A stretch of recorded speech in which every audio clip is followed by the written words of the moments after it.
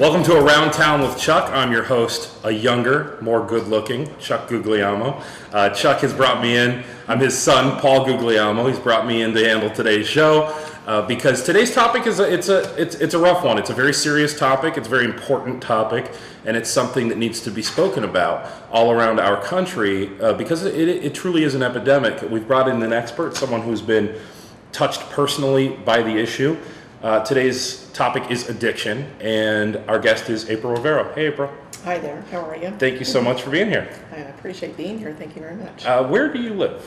Live in California. California. And how are you enjoying your time in Conneaut? Well, really good. This is a family reunion weekend, Yeah. so this is great. We'll be here for a few days, and we're actually spending time on the East Coast right now. My husband's originally from Connecticut, Okay. so we now are spending the spring and the fall months in Connecticut, so I'm getting quite Nice. a bit of East Coast time these Okay, days. good. And a So little it's just travel. a little short day trip. Yeah, and as we'll learn with what you're doing now too, it helps you to be bi-coastal, It I would does. think. It really does. Absolutely.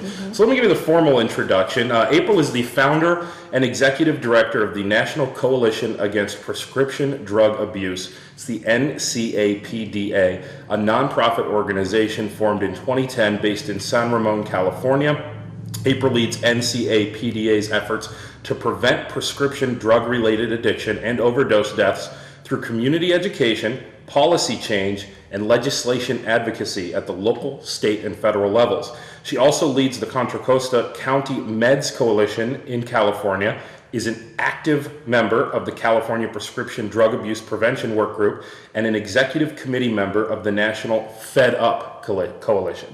That's my favorite, the Fed Up. Yeah, well, there's lots going on there too. That's at the federal level. Absolutely. So in order to really truly drill down here, I think we have to go back and talk about what happened, what led us to this, and what came before that. Right. So can we go to before that just for a moment? Yeah, Before we the sure moment. can. What was Yeah. life like before that? Well, I was retired. My husband was. We were really blessed to get into a retirement mode by our late 20s, late 20s, Late 20s, that would be great. late 40s. And so life was good. My oldest son was very well launched in his career. He had children that, was delighting us, for grandchildren, of course. And then I had my youngest son was off to college. We were very happy and proud of him. He'd done really well in high school. He'd been a football player, always very avidly involved in sports of any kind, starting out with soccer, moving on to pretty much any sport you want. But he loved football. That was his passion. But he wasn't really big enough not to get smashed, once he went off to college. So he wanted to go to a Pac-10 school so that, he could enjoy hopefully really good wins, at a high level, but he wasn't wanting to play there. So he goes off to Arizona State University right out of high school. And he basically was enrolled in a multidisciplinary study program. So he would have graduated with a degree in both business and communications. Okay. Right. But here he is off to college. He immediately joins a fraternity, and he's surrounded by friends doing some pretty crazy things, I think, at times. First of all, just to get into the fraternity, the hazing thing, whatever it was. But anyway, bottom line, he was doing great. School grades were fine. He had just moved into an apartment with a couple of his fraternity brothers, who he had, of course, known all 4 years he had been at school. So here he is, a senior, ready to graduate in about 4.5 months. When a week before Christmas, the day before he was supposed to come home for winter break, we got a devastating call letting us know that he had been found in his apartment. Ultimately, we learned he had passed away from a prescription drug overdose. Prescription medications he'd been prescribed by a doctor, but mixed with alcohol in kind of a college celebration, party setting. A pill of Xanax, a pill and a half of oxycodone, a painkiller, and alcohol just above the legal driving limit, so not drop dead drunk, was all it took to shut down his life.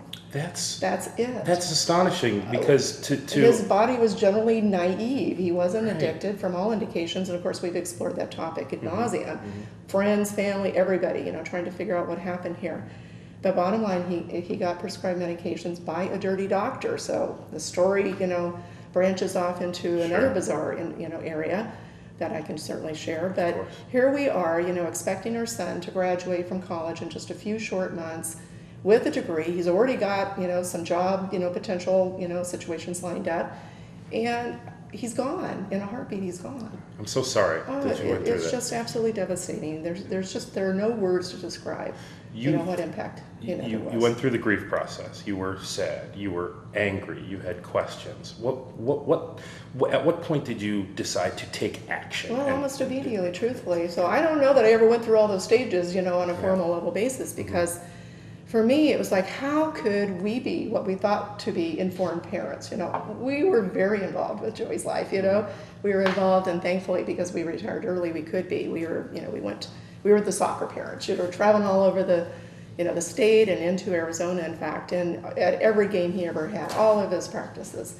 And I was the first parent to sign up for any of those parent ed, classes, when he was going through middle school and high school. Super popular kid, always hanging out with kids. I always wanted to know what would the, potentials be there. So I thought I was informed, and we had those conversations about alcohol and obviously illegal drugs, mostly alcohol, because we did have a family history of alcohol. My dad was an alcoholic, recovered, when I was 2 years old, so that was great. But I knew that potential was there. We had those conversations. I didn't know to talk to him about prescription meds and how dangerous they could be. Prescription meds, you didn't know to talk. I don't think a lot of parents know that. They because still don't. I think when you say drugs and using drugs to the point of an overdose, I think that a lot of parents think that it's some street corner in the middle of the city where kids go and pay for, and it doesn't have to be that way. It's everyday middle class. It doesn't matter what socioeconomic class you're in. It is happening to every socioeconomic group. It doesn't matter what religion you are, where you live. Although urban areas can be even tougher because there's less treatment options, let's say, in an urban setting. So if you get into trouble, you don't have the opportunity to escape necessarily as easily. But parents don't know. And of course, there's the denial factor. You just don't believe this could ever happen to you. Everyone thinks their child is perfect. You think they're good, and you're monitoring, you're watching, you don't see anything. And when you have your kids off in college, Joey had been gone for 4 years. We didn't see him every day. We didn't know really what his life was about. There was no way to monitor that. Even if we'd made trips, more trips, and I thought, well, geez, maybe if we'd gone to Arizona more often from Northern California, maybe, but I don't think so. Can we talk about the doctor? Can we get into that a little bit? In the work that you've done in the last 8 years, you've drilled deep into that topic. You've learned a lot about doctors and prescriptions and painkillers. What are some of the things that you've learned that you think the people should know? Well, most people I believe that the general population believes that it's the young, foolish kids that are recreationally using these medications that get them into trouble. In reality, we have more deaths from overdose between the ages of 25 and, let's say, 55. And it's generally because people get prescribed medications for either a physical problem, so a pain issue, painkillers, or otherwise mental health issues, maybe anxiety or depression. And you can get hooked on these medications, whether it's any of those classifications, painkillers, sedatives, or even stimulants. We have a lot of kids being prescribed Adderall to help focus and study and all that. But we're seeing all kinds of problems out there from all of those classifications. Of course, we're losing more people from opioids. We're losing people overdosing from opioids at far higher levels than anything else. But I talk to people all the time who feel like they're being overprescribed to. Doctors don't yet get it. I did some research, I didn't know a lot about Ohio before I came and, realized we were going to do the interview. But what I learned in looking at some of the information online last night was that this state, you have a huge problem. And a lot of it, of course, is stimulated by the doctors. You've had a lot of pill mills. This is where a doctor, like Joey's doctor, are indiscriminately just passing out prescriptions, to people that don't have a medical need for them. It's all about money. It's all about money. So because they're doing that kind of business, they're pulling in all kinds of money. They're not reporting money to the IRS.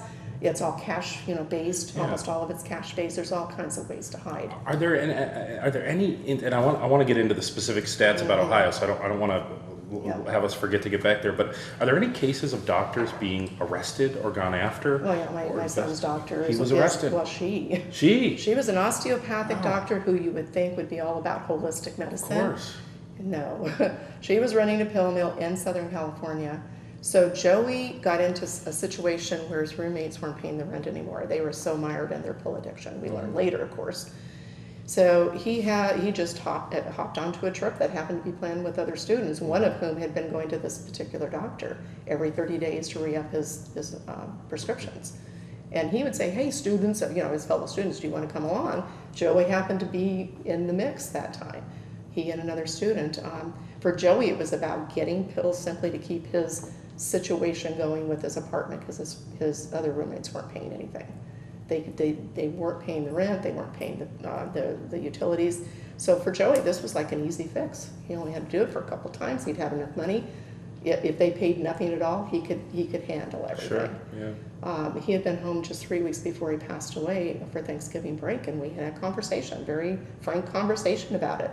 At that point, we didn't know what it meant to have a pill addiction. Mm-hmm. We didn't know that he couldn't just have a conversation with them and things would change.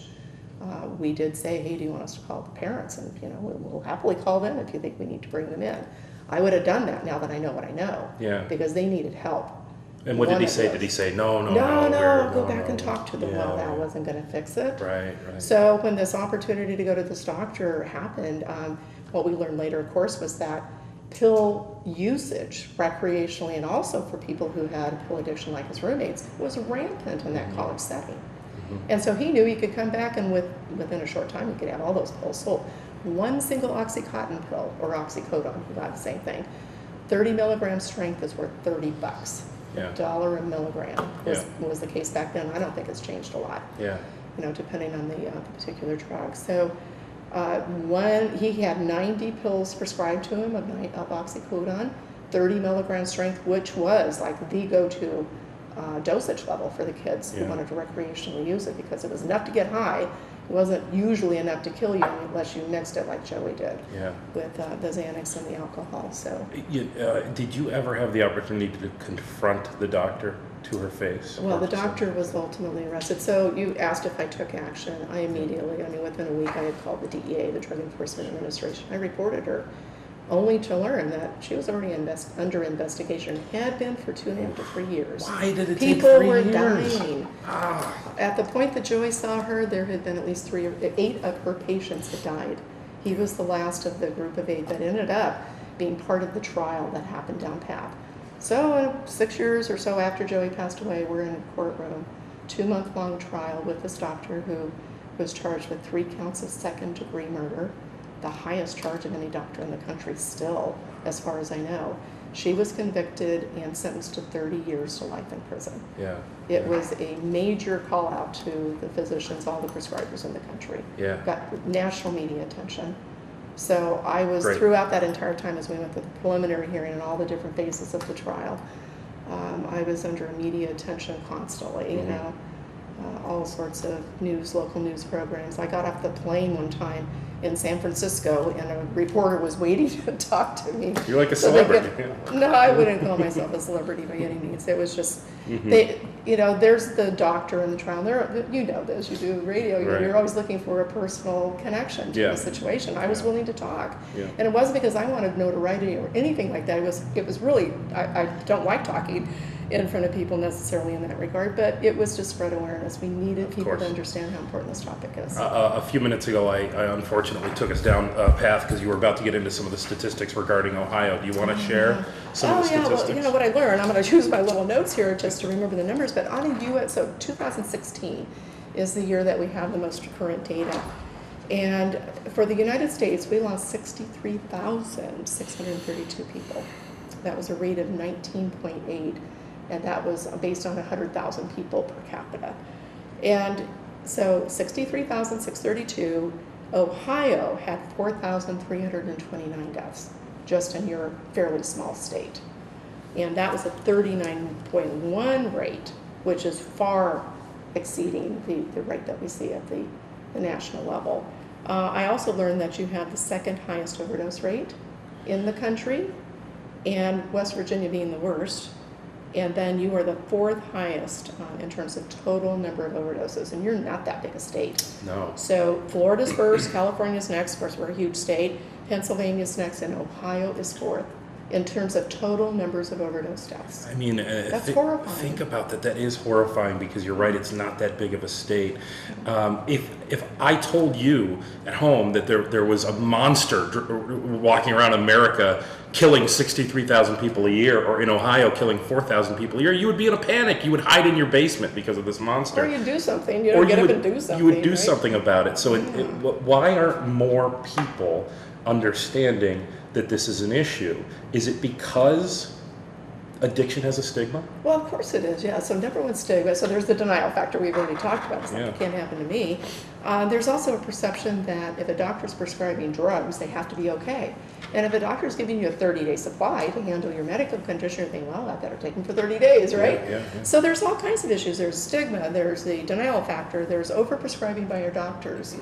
And the word, I mean, if things don't apply to you, you know, we were inundated with media constantly. Yeah. You tend to filter out the things you don't think are going to apply to you at all. So even though, thankfully, 9 years down the path from our personal tragedy, the word is out there way more than it used to. It's been declared a national emergency by our president. Finally, sure. Right? And most counties' medical examiners are acknowledging that. They're citing statistics. They have to. Every one of them is handling deaths constantly. And they're showing, they're showing people that addiction is real. Right. But there is, it mentioned, going back to the stigma, there's somebody sitting in their living room right now watching this who's yelling at their television saying, it's a choice. They're choosing to take those pills. Right. How do you respond to the people who Well, I think it's really simple. First of all, we have people overdosing and dying like Joey that didn't have an addiction problem. It's a bad accident. You have other people that are dying because they are addicted, and there can be a short addiction cycle, it can be long, they can be in and out of rehab, But basically, you've got a misperception of what addiction is. People think generally it's a moral failing when it's a mental disease. It's a brain disorder. We now know that. The National Institute for Health has absolutely determined that, through their scientific studies. So we need to change the perception out there. People need to understand that, yes, maybe that first pill you took is a choice, but of course keep in mind that you've been told to do that by a doctor, so you're taking it. You can become addicted without even seeing it coming within a week. Or I've had young people tell me the first pill they took, a dentist gave them, for tooth extraction, whatever, or a doctor. Or because of a sports injury. Sports injury, It happens a lot. All the time. They were off and running. They loved the way it made them feel, and they just kept taking. Their brain was preconditioned by genetics or whatever to be an addicted brain. And so it's not a moral failing. That person has a medical condition and they need help. So we've got to start, but that's one of the things that is key for me. I think it's important that we don't feel ashamed about what happened in our case, that we talk about it, we're willing to share what happened so others become informed. They can see that good people can have this happen to them. It isn't a moral failing, period. So open up the conversation, talk about it. Right, and I think you're right about people seeing normal families, and not even just normal, but well off, successful people. That doesn't make any difference at all. It's true, but again, there is still that stigma about some street corner in the city where these things are being, dealt with a handshake under the table. Well, an interesting fact is that some of the inner city, say the inner city folks that don't have health care insurance, whatever, they're in some cases way better off because they're not being prescribed. They're not going to doctors. They're finding ways to manage their problems otherwise. So it tends to be middle class. Actually, Caucasian males, #1 demographic for the problem. Of course. I saw a graphic from it. On Facebook. I hope I get it right, but it was something like, who do you think your drug dealer is? And he says, oh, it's Terry on the street corner, and it's who is what is your drug dealer's real name? Dr. Smith. That's my drug dealer's name. Or college student Joey, who's gone to get these medications, and for the 9 days he was alive from the doctor's visit to his death, he's selling these pills. That's a drug dealer. Of course. That's hard to reconcile. What can somebody do to protect themselves, protect their family, their children from this? Well, the first thing is just to be informed. You've got to educate yourself. So this is a little teeny bit of information, but I would hope people would be, stimulated to go look for more. There's all kinds of information out there. Go to my website, just Google prescription drug abuse, and you will get a plethora of information. Lock up your medications. If you need them in the home, you really have to have them. Lock them up. People don't do that. They're just laying out. We have little tiny kids that are overdosing, usually surviving because the parent or somebody, adults there, but they are getting them because people casually leave them on a counter or a counter, whatever. Lock them up and then disposing of them properly. Don't flush them down the toilet. It's really harmful to our environment. You need to worry about that. Don't throw them in the trash because people literally dig through the trash and find pills, and they ultimately end up in the water system. So I don't know, but I would hope that your local police department has a drop-off box. I know in California we have them all over the place. All of our communities there pretty much have a drop-off box. So I would hope your police department does. Somebody in this area does. I would think that they Police, do, fire. and I'm getting word from off camera that they definitely do. Good. And then I would think that at that point, then you can check yourself into a rehab. Would that be the next step? Well, of course, if you know you've got a problem, you certainly will want to do that. Go to the county. I checked your public health department's website. It's great.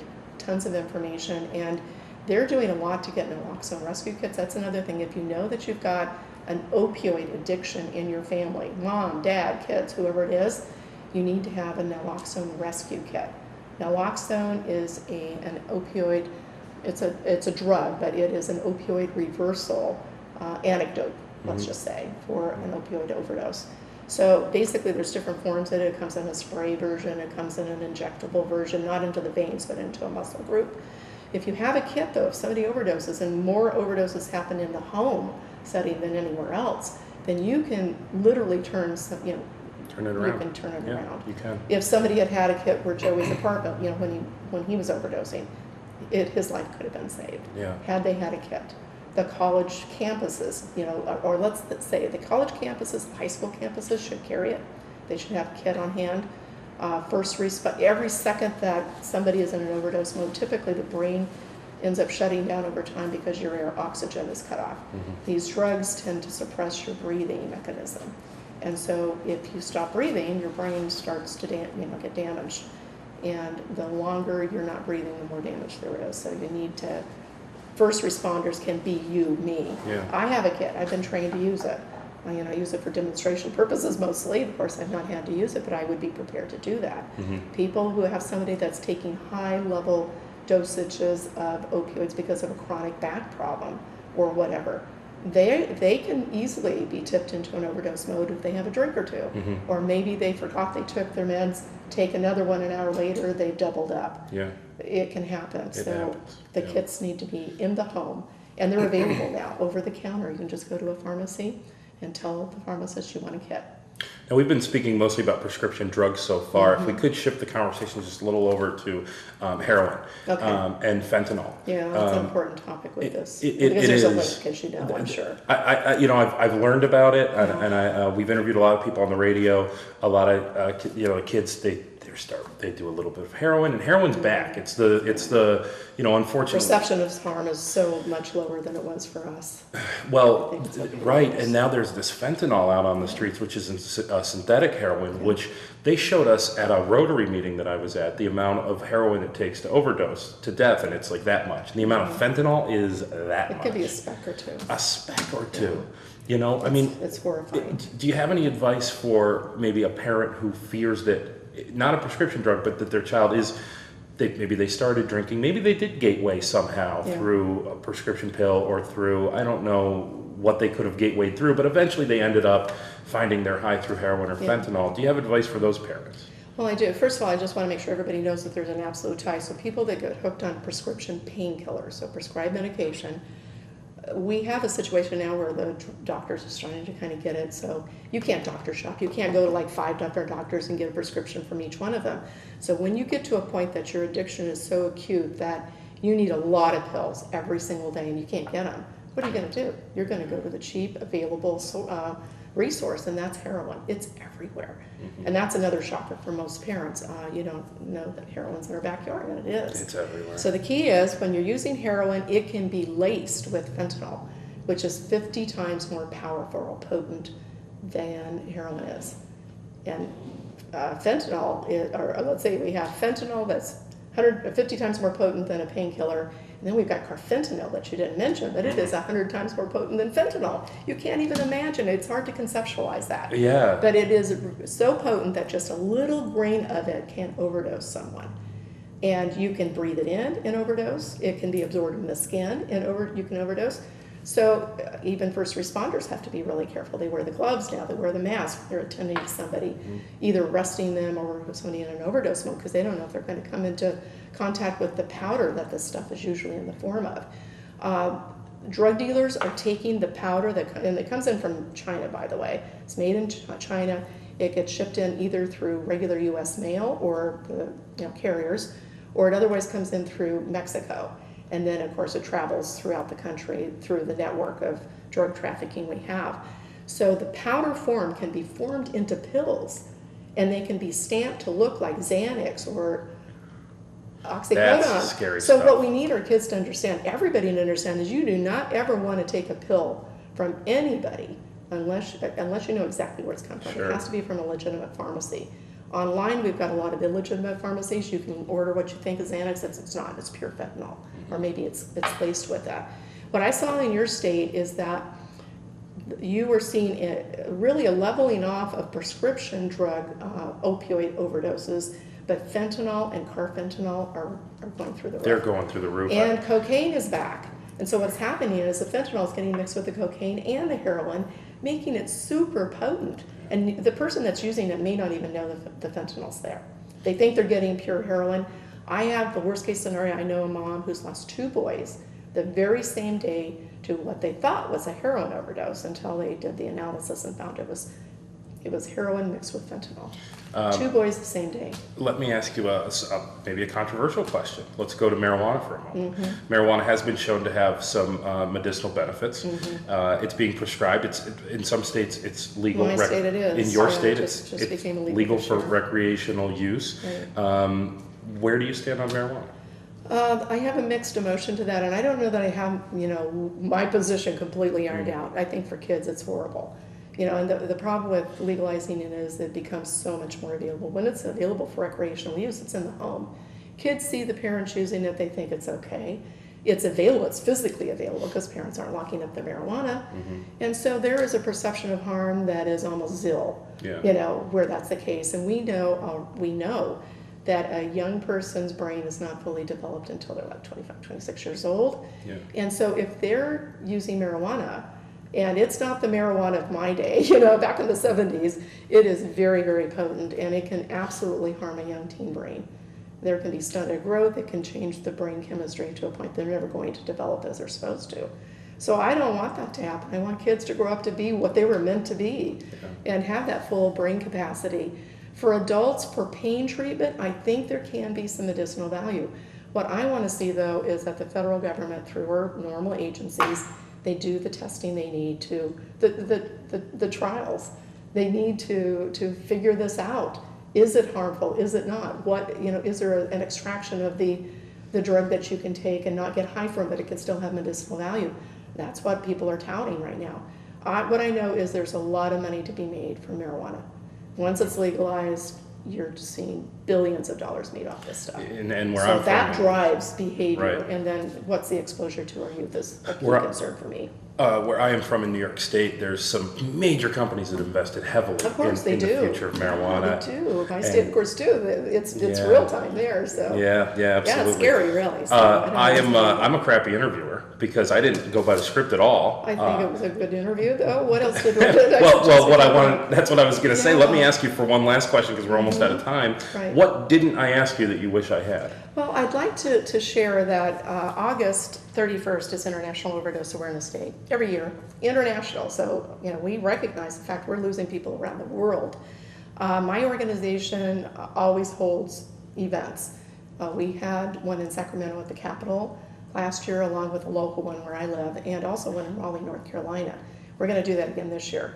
But I would like people to know that they can go to feduprally.org, and they can look to see where the various rallies are being held. There actually are 2, one in Monroe, the other in Newark. I don't know if they're local here or not, enough to go to, but think about holding your own. Anybody can say, hey, we're going to honor this day.